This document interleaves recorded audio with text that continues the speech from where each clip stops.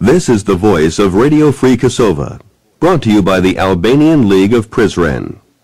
The League pledges to defend Albanians in Yugoslavia, and the League deals with the brutal oppression of Albanians living in Yugoslavia. If you recall, in March of 1981, demonstrations broke out in Pristina, the capital city of Kosova, and in other key cities in the province, to protest the deplorable living conditions of the Albanians, their high unemployment, national discrimination, the impact of inflation, and the exploitation by their Serbian rulers. One of the chief demands of the Kosovar Albanians was for the establishment of their own republic within Yugoslavia's federation, which now has 6 republics. This in place of their current status, an autonomous region under the rule of Serbia. This demand is justified by Yugoslavia's constitution, and was fully supported by President Tito in a 1967-68 meeting at a place called Gurmia, in the capital city of Kosova. All Yugoslav media and newspaper reporters were there, and they took notes. But as soon as they were ready to print, the Serbian chauvinists, so-called Rankovic forces, stepped in and edited the stories and took them right out of the press.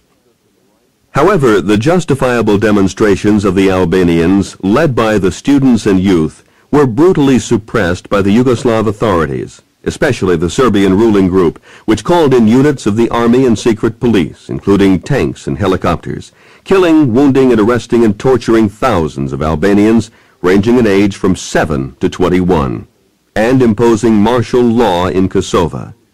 They also rescinded many national cultural and educational gains that had been won by the Kosovar Albanians during long years of previous struggles.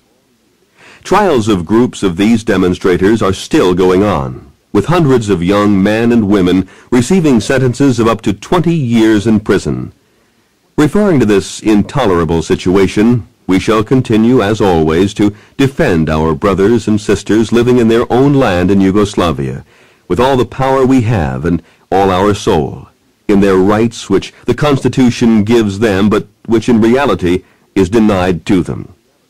When reason and common sense are appealed for, the Serbian rulers press on with even more savage terror against the Albanians.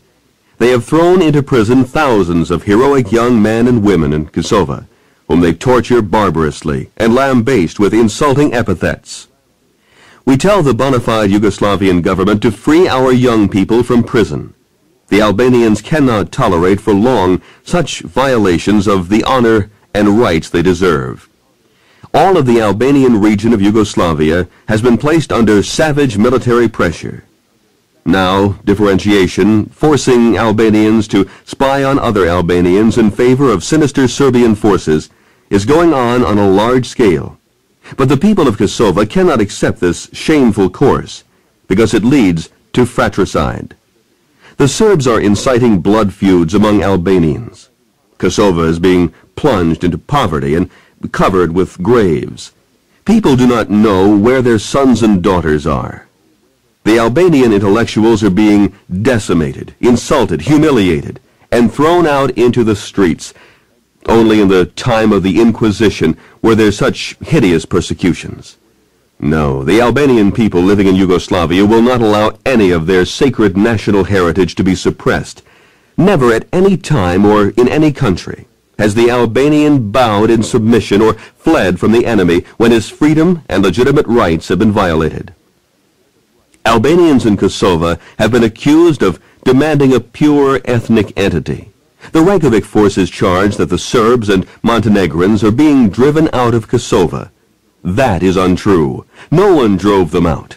They left on their own behalf and went to better places and to better standards, because in Kosova, Yugoslav authorities have intensified their policies of total denationalization, forced assimilation, denial of most elementary human and national rights, colonial subordination, and political and social discrimination. Albanian demands are simple and achievable. They want an end to Serbia's colonization of Kosova. Albanians want freedom of speech, their rights to express their own opinions. Albanians want the freedom to speak freely on behalf of their people. Perhaps some Serbian chauvinists want us to forget our history, our traditions, our language, our customs. They want us to stop singing our songs to the glorious heroes dear to us, or to forget the Albanian League of Prizren and all the wars the Albanians waged at that time for the recognition of their nation, for freedom and for independence. Sad that Albanian hearts bleed every day. Why does no one say anything about 350,000 Albanians that have been forced by Reykjavik forces under tortures and rapes and castrations and other crimes to leave and emigrate to Turkey and to other parts of the world? As you can see, the struggle for survival continues.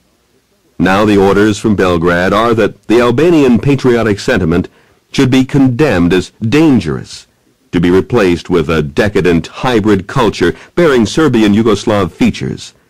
Some writers and scholars, against their will, have been coerced by threats to support this line.